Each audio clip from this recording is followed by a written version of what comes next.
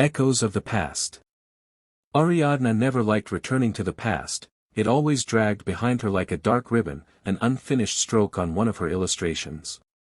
But when she received the email from the publishing house, something inside her froze. The project was unusual, to create a series of illustrations for a book dedicated to restoring an old district of the city, the very one where she had once lived, laughed, and lost a part of herself. She clicked reply automatically. Work is work.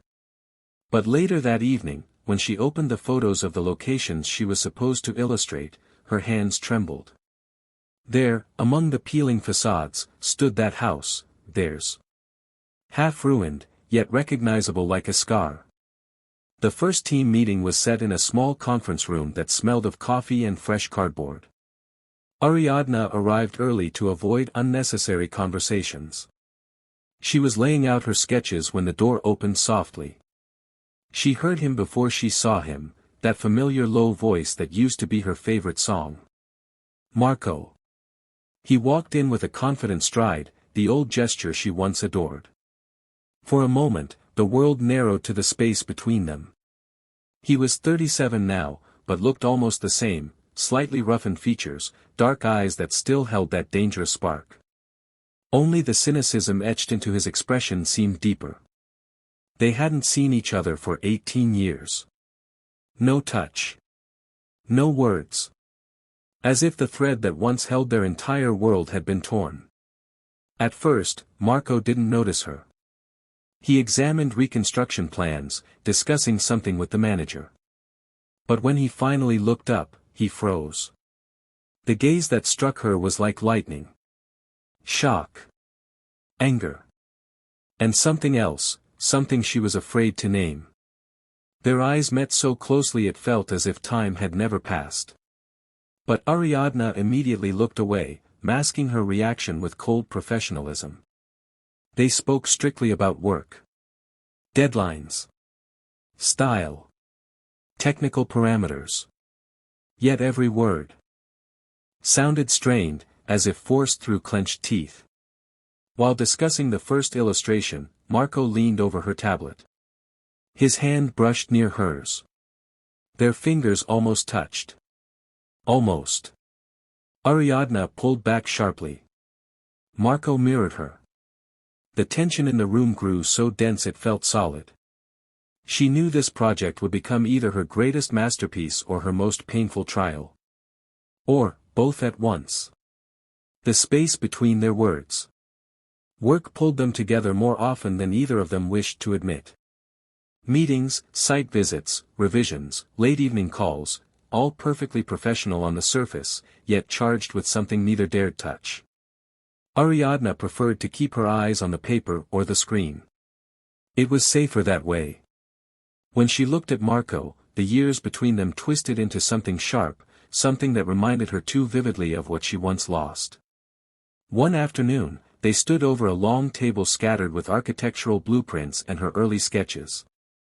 Light from the high window fell in strips across the surface, dividing plans and illustrations into islands.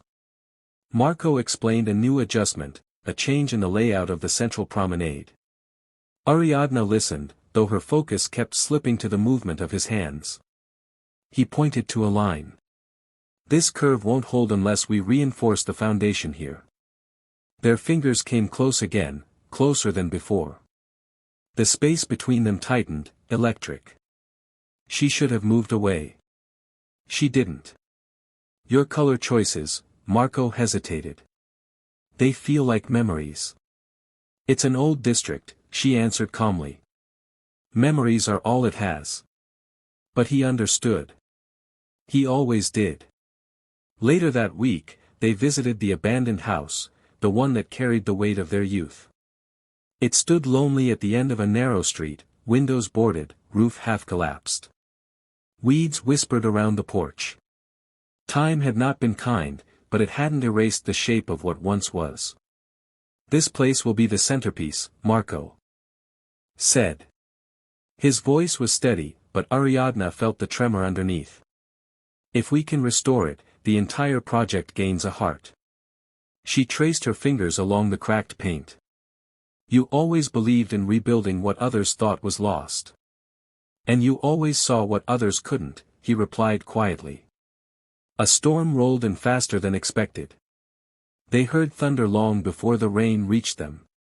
When the sky finally split open, they had no choice but to take shelter inside the house. The ceiling leaked in several places, and the air smelled of wet dust and old wood. They spread out their materials on a table that still stood, though crookedly. For hours, the storm raged around them, a furious symphony that drowned out the city beyond. Ariadna sketched by the light of a single lantern while Marco adjusted measurements on his tablet. Every time she looked up, she caught him watching her. Not with desire, but with something heavier. Regret, perhaps. Or longing. Or the memory of a question left unanswered for 18 years. At one point the thunder shook the walls, and Marco moved closer, almost instinctively. "You okay?" he asked. She nodded, though her heartbeat was anything but steady. His hand rested on the table beside hers. Their arms brushed, lightly, accidentally, and neither moved away this time. Silence settled, different from before. A silence full of unsaid truths. He spoke first, voice barely above a whisper. "I didn't build this city for others, Ari." She froze. "I built it hoping you'd come back." The lantern flickered, shadows shifting on the walls like ghosts of the past. She couldn't breathe. Couldn't answer. The storm outside softened, but inside, a different storm had already begun. The breaking point. The next morning, the storm had passed, but its echo lingered in the air, and between them. They cleaned the scattered papers in silence, stepping carefully around the memories that had risen overnight like dust in the beam of a lantern. Marco kept glancing at her, as if rehearsing words he didn't dare say again. Ariadna avoided his eyes, not out of anger, but because she knew that if she met his gaze, the fragile wall inside her would crack open. Over the following days, their routine returned, but nothing truly went back to normal. Their conversations grew deeper, drifting far beyond work, about the district's history, about dreams they once had, about the choices that had carved their paths apart. And then, the truth slipped out. It happened in the archive room of the city hall, surrounded by boxes filled with maps and old photographs. Ariadna found a faded picture of the abandoned house from the year they graduated. She held it for a long moment. "You left without a word," she said quietly, not looking at him. Marco froze. The photograph trembled slightly in her hand. "That's not true," he said. "I wrote to you." A bitter, almost laugh escaped her. "Marco, I waited every day. Nothing came." He exhaled, the sound raw. "I gave the letter to your mother." The room tilted. Ariadna slowly lowered the photograph. She told me you never wanted to see me again," she whispered. The look on his face was devastation, clean and sharp. "She never told me she spoke to you," he said. "She said she would give you the letter when you felt ready." I believed her. A silence fell, colder than the storm. "She thought she was protecting me," Ariadna murmured. "After what happened with my brother, she didn't want me to rely on anyone. Especially not someone who might leave again." Marco stepped closer, then stopped, as if afraid to cross a line. "I didn't leave you," he said. "I left because your father asked me to. He said you needed stability, not someone who was about to move abroad with no guarantees. I was 17, Ari. I thought doing what he asked was the right thing." She stared at him, torn open by all the versions of the past she had never known. "You both left me," she said softly. "In different ways." He lowered his head. "I know. And I've paid for that mistake every single day." Before she could respond, the project manager called them to prepare for the upcoming public presentation. The interruption felt almost cruel, as if fate enjoyed pulling them apart at the precise second they came close to truth. The day of the presentation arrived. City officials, journalists, investors, Everyone gathered in a bright hall filled with posters of the future restored district. Ariadna's illustrations were displayed everywhere, soft colors, quiet streets, reconstructed memories. She noticed something immediately. Marco's face was pale, tense. When he stepped onto the stage, she felt her pulse spike. His speech began with predictable professionalism, but halfway through, his tone shifted. Rebuilding a district, he said slowly, is not just about wood, steel, and stone. It is about restoring what was lost. Even when you think it's gone forever. A murmur moved through the audience. He looked directly at Ariadna. Not shyly. Not secretly. Openly. For years, he continued, I thought this project was my way of giving something back to the city that shaped me. But I realize now. I wasn't building it for others. I was building it for someone I hoped would return. Silence. Complete, breathless silence. His career, his reputation, his relationship, he set everything on fire with that one confession. Ariadna's chest tightened painfully. Everyone turned to her, waiting for her reaction. She didn't speak.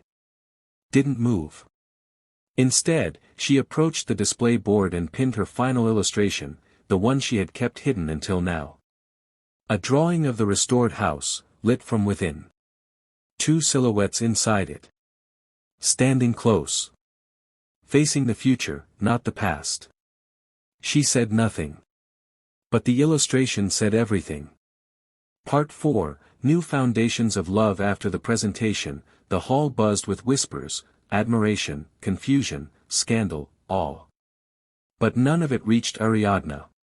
She slipped out onto a quiet balcony overlooking the half-ruined district below. Evening light warmed the rooftops, softening cracks, turning broken windows into amber mirrors. A few minutes later, Marco joined her. He closed the glass door behind him, shutting out the crowd.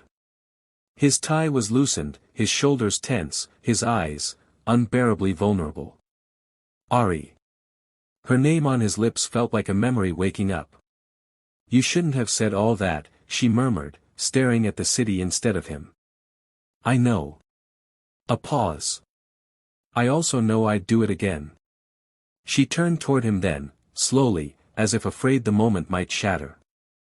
You've complicated everything, she whispered. I've been living in complications for years, he replied. The only simple thing in my life was loving you. The confession hit her like a wave.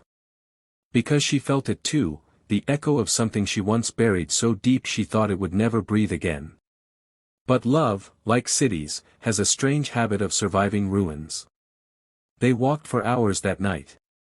Not intentionally, their feet simply carried them down familiar streets, through shadows of the past and outlines of the future. They reached the old district, the true heart of it, the house they had once sheltered in, the house she had drawn glowing from within.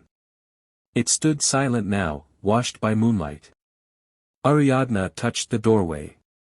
The texture was rough, splintered. This place, it held so much. Marco nodded behind her. Pain. Hope. Secrets. And us, she added softly. He stepped closer, not too close, just enough for presence to warm the air. I'm ending my relationship, he said quietly. It's been over for a long time. I just didn't want to admit it. Because you didn't want to hurt her, Ariadna said. Because I was afraid to be alone, he corrected. Until I realized. I've been alone anyway. She absorbed his words with a slow breath. The truth inside them was undeniable, not romanticized, not idealized. Raw. Real. Marco, she said. We can't go back. We can't be who we were. I don't want to, he answered. I want something new. Something honest. Something that doesn't break just because life gets hard. She looked at him, really looked, at the lines on his face, the weariness, the sincerity, the deep, quiet longing. And for the first time in 18 years, she allowed herself to speak without fear. I'm still angry, she admitted. I'm still hurt. But I don't want to run from this anymore. He exhaled, relief softening his entire posture. So where does that leave us? She smiled, small, fragile, but real. At a beginning, she said. The next day, they returned to the district together, not as co-workers bound by a project, but as two people choosing to walk the same street. They moved through scaffolding, past construction workers, past buildings in all stages of repair. A symbol mirrored in every window. Broken. Restored. Reborn. Ariadna paused in front of a mural she had painted years ago, faded now, almost erased. I think I can finish this, she said. Marco handed her a brush. Then let me hold the ladder.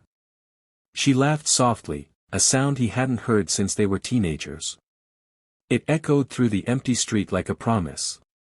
While she painted, he reviewed blueprints beside her, occasionally reaching up to steady the ladder. Their hands brushed once, then again, gentle, unhurried, a quiet acknowledgement of everything they were building. Not a return. A renewal. When the sun began to set, they walked side by side down the revived avenue. No distance between them. No ghosts. No masked professionalism. Just Ariadna and Marco. Two people who had once lost each other, and had the courage to find each other again. The district glowed around them, newly reborn. But the true reconstruction, the one that mattered, was the invisible one, the bridge rebuilt between two hearts that had once collapsed.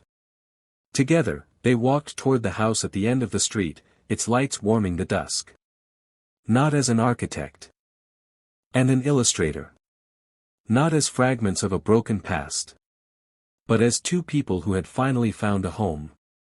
Not in walls. Not in cities.